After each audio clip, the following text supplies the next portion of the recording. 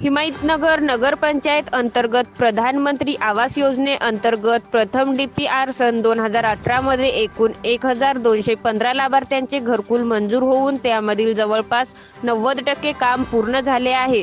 केंद्र शासन स्तरावरून 18,22,50,000 इतकी रक्कम येणे अपेक्षित होती, परंतु केंद्र शासनाने सन 2019 ला 6,60,60,000 रुपये निधी प्राप्त झालेला आहे व उर्वरित रक्कम 11,62,00,000 रुपये अद्यापर्यंत केंद्र शासनाकडून हिमायतनगर नगरपंचायतला निधी प्राप्त झालेला नाही। त्या कारणाने लाभार्थ्यांना शेवटचा हप्ता वितरित करण्यात आलेला नाही। हिमायतनगर शहरात घरकुल लाभार्थी हे अत्यंत गरीब असून त्यांना शेवटचा हप्ता न मिळाल्याने हवालदिल झाले आहे।